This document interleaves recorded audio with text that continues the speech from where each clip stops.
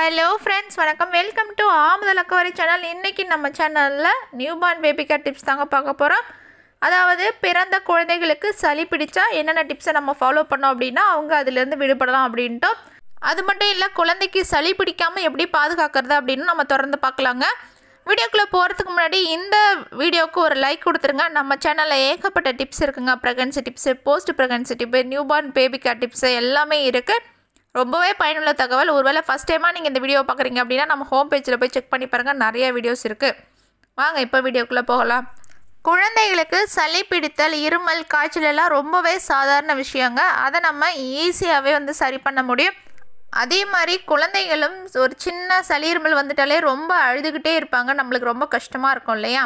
So இந்த மாதிரி சமயங்களில் எடுத்த உடனே மருந்துகளை பயன்படுத்தாமல் முதல்ல சின்ன சின்ன கை வைத்தியம் பண்ணி பாருங்கள். அது சரியாகலை அப்படின்ற பட்சத்தில் நீங்கள் மருத்துவரை சந்தித்து மருந்துகள் போடலாங்க. இந்த கை வைத்தியத்தில் எந்த ஒரு பக்க விளைவும் இல்லாத கை வைத்தியத்தை தான் நீங்கள் பயன்படுத்தணும். குறிப்பாக பிறந்த குழந்தைங்களுக்கு பயன்படுத்தும் போது ரொம்பவே கவனமாக இருக்கணும். வாங்க இப்போ 3 டிப்பை பார்க்கலாம். முதல் டிப் பார்த்தீங்கன்னா எண்ணெய் மசாஜுங்க. இந்த கை வைத்தியம் பார்த்தீங்கன்னா 100% ஒர்க் அவுட் ஆகும். நான் என்னோடய குழந்தைங்களுக்கு பர்சனலாக யூஸ் பண்ணி அவங்களுக்கு சளி இருமல்லாம் போயிடுச்சு. நல்லா இருமுவாங்க, ரொம்ப கஷ்டப்படுவாங்க. இந்த வைத்தியத்தை நான் பண்ணேன் அப்படின்னா 2 நாளில் அவங்களுக்கு அந்த அடையாளமே தெரியாத மாதிரி சளி இருமல் எல்லாமே போயிடுங்க. ஸோ இப்போ வாங்க அது என்ன டிப்புன்னு பார்த்துடலாம். இதற்கு தேவையான பொருட்கள் பார்த்தீங்கன்னா தேங்காய் எண்ணெய் 1/2 கப்பு தேங்காய் எண்ணெய், கூடவே 3 சின்ன வெங்காயம், 3 துளசி இலைகள், 1 சிட்டிகை கற்பூரங்க. இந்த 4 பொருள் போதும். இப்போ செய்முறையை பார்த்துடலாம். ஒரு சின்ன கடாயில் இல்லை ஒரு தாளிப்பு கரண்டியில் 1/2 கப்பு தேங்காய் எண்ணெயை ஊற்றிக்கோங்க. அதை சூடு பண்ணுங்க. அந்த சூடாகிட்டு இருக்க தேங்காய் எண்ணெயில் சின்ன வெங்காயம் இருக்கு இல்லையா, 3 சின்ன வெங்காயத்தை எடுத்து தோலை உரிச்சிட்டு ஒரு 2 லேயர் உள்ளே இருக்கும். அந்த லேயரை எடுத்துட்டிங்க அப்படின்னா ஒரு முழு பகுதி வெண்மையான பகுதி இருக்கும். அந்த பகுதியை எடுத்து நம்ம காய்ச்சிட்டு இருக்க தேங்காய் எண்ணெயில் போட்டுருங்க. அது மட்டும் இல்லாமல் கூடவே 3 துளசி இலைகளை போட்டுருங்க. அப்புறம் 1 சிட்டிகை கற்பூரம் போட்டுருங்க. இது எல்லாத்தையும் போட்டு ஒரு 5 நிமிஷம் கொதிக்க விடுங்க. அதுக்கப்புறமா அடுப்பை ஆஃப் பண்ணிவிடுங்க. அதை ஆற வச்சு மிதமான சூட்டில் ரெடி பண்ணி வச்சுக்கோங்க.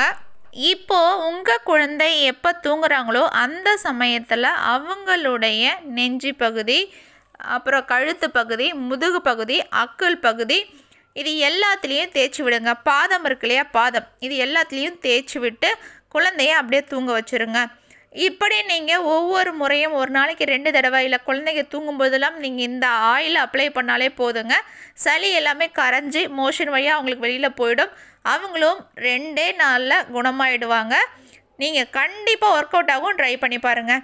அடுத்ததாக 2வது டிப் யூக்கலிப்டஸ் ஆயிலுங்க. அதாவது தமிழில் சொன்னோம் அப்படின்னா தைல மரம் சொல்லுவிய தைல எண்ணெய்.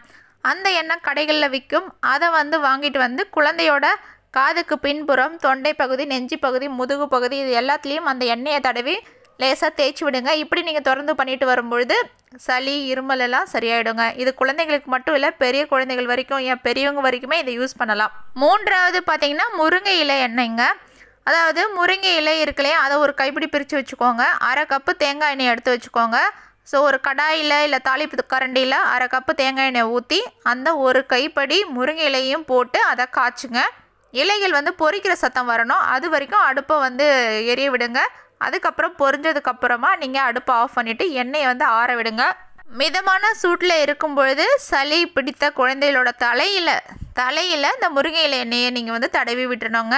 இது ரொம்பவே பழமையான வீட்டு வைத்தியம். அதே மாதிரி ரொம்பவும் எஃபெக்டிவான வைத்தியம் தான். இதை நீங்கள் ட்ரை பண்ணி பார்த்துட்டு கமெண்ட்டில் சொல்லுங்கள். அவ்வளோதான் ஃப்ரெண்ட்ஸ், இந்த 3 வைத்தியத்தையும் நீங்கள் பயன்படுத்தி பாருங்கள். நான் பயன்படுத்தி இருக்கேன், அதனால தான் உங்கள் கூடயும் பதிவு பண்ணுறேன். நீங்களும் பயன்படுத்தி பார்த்துட்டு உங்கள் கமெண்ட்டை எனக்கு சொல்லுங்கள். சரியாயிடுச்சுன்னா மறக்காமல் நீங்கள் கமெண்ட்டில் பதிவு பண்ணுங்கள். அடுத்ததாக ஒரு குறிப்பு பார்த்தீங்கன்னா, பிறந்த குழந்தைகளுக்கு குறிப்பாக 6 மாதம் வரைக்கும் உள்ள குழந்தைகளுக்கு நோய் எதிர்ப்பு சக்தி கொஞ்சம் கம்மியாக தான் இருக்கும். இதனால் அடிக்கடி அவங்களுக்கு சளி இருமல்லாம் பிடிக்குங்க. இந்த சமயத்தில் நீங்கள் பயப்படக்கூடாது. அதுக்கு பதிலாக நீங்கள் ஹெல்த்தியாக சாப்பிடுங்க. அவங்களுக்கான மிக சிறந்த வைத்தியம் பார்த்திங்கன்னா உங்களோட தாய்ப்பால் மட்டும்தாங்க. தாய்ப்பால் அவங்க குடிச்சிட்டே இருந்தாங்க அப்படின்னா சளி, இருமல், காய்ச்சல், வயிற்றுப்போக்கு எதுவாக இருந்தாலும் சரியாயிடுங்க. அதுதான் அவங்களுக்கு ஏற்ற மருந்தும் கூட. அது மட்டும் இல்லாமல் தாய்ப்பாலில் ஆன்டிபாடிஸ் அதிகமாக இருக்குது. இது கிருமிக்கு எதிராக போராடும். குறிப்பாக பாக்டீரியா, வைரஸ்க்கு எதிராக போராடி அந்த நுண்ணுயிரியை அழிக்கக்கூடிய சக்தியை உடலுக்கு கொடுக்குங்க. அதனால் தாய்ப்பால் கொடுங்க. கூடவே நீங்கள் இந்த வீட்டு வைத்தியத்தையும் செய்யும் பொழுது இன்னும் சீக்கிரமாகவே உங்களுக்கு சளி, இருமல், காய்ச்சல் எல்லாம் குழந்தைக்கு சரியாயிடுங்க.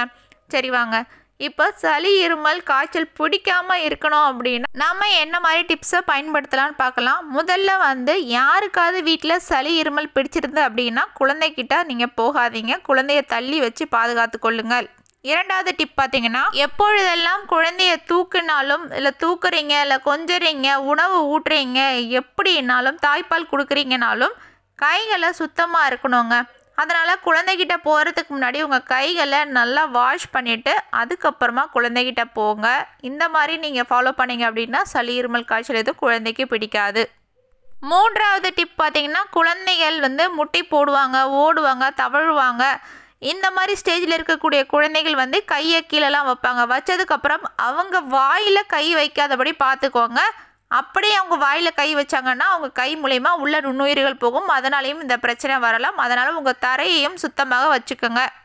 நான்காவது டிப் பார்த்திங்கன்னா, டெடி பேரு அந்த மாதிரி சாஃப்டான பொம்மைகள் வீட்டில் இருந்துச்சு அப்படின்னா அதில் தூசி அழுக்கெலாம் இல்லாமல் சுத்தமாக பராமரிக்கணுங்க. குழந்தைய அதை தொட்டு அவங்க வாயில் வச்சாங்க அப்படின்னாலோ அவங்களுடைய மூக்கு வழியாகவோ இந்த நுண்ணுயிர்கள் உள்ளே போக வாய்ப்பு இருக்குது. இதனால் அவங்களுக்கு சளி இருமல் காய்ச்சல் வரலாம். அதனால் அவங்க வச்சுருக்கிற பொம்மை, குறிப்பாக அவங்க கையில் இருக்கிற பொம்மையை சுத்தமாக வச்சுக்கோங்க. ஐந்தாவது டிப் பார்த்திங்க அப்படின்னா, அதிக கூட்டம் இருக்கிற இடத்துக்கு குழந்தையை அழைத்து செல்லாதீர்கள். ஏன்னா அங்கே ஒரு ஆளுக்கு ஏதாவது சளி இருமல் காய்ச்சல் இருந்தாலும் அது குழந்தையை பாதிக்கும். ஏன்னா குழந்தைக்கு நோய் எதிர்ப்பு சக்தி கொஞ்சம் கம்மியாக தான் இருக்கும். அதனால் குழந்தையை பாதுகாக்கணும் அப்படின்னா இந்த மாதிரி கூட்டமான இடத்துக்கு அதிகமாக போவதை அவாய்ட் பண்ணுங்கள். அவ்வளோதான் ஃப்ரெண்ட்ஸ். இந்த டிப்ஸ் எல்லாம் நீங்கள் ஃபாலோ பண்ணிட்டு வந்தீங்க அப்படின்னா குழந்தைக்கு அடிக்கடி சளி இருமல் காய்ச்சல்லாம் வராமல் இருக்கும். அவங்க ஆரோக்கியமாக இருப்பாங்க. அவங்க ஆரோக்கியமாக இருந்தால் நீங்கள் ஹாப்பியாக இருப்பீங்க. இந்த வீடியோ எப்படி இருந்துச்சுன்னு சொல்லுங்கள். இந்த டிப்ஸ் எல்லாம் ஃபாலோ பண்ணி பாருங்கள். அது சரியாயிடுச்சு அப்படின்னா கண்டிப்பாக கமெண்ட்டில் மறக்காமல் சொல்லுங்கள். நாளைக்கு வேறு ஒரு யூஸ்ஃபுல்லான வீடியோ மீண்டும் சந்திக்கலாம். நம்ம சேனல் பிடிச்சிச்சு அப்படின்னா லைக் பண்ணிக்கோங்க, சப்ஸ்கிரைப் பண்ணிக்கோங்க. பாய், தேங்க்யூ.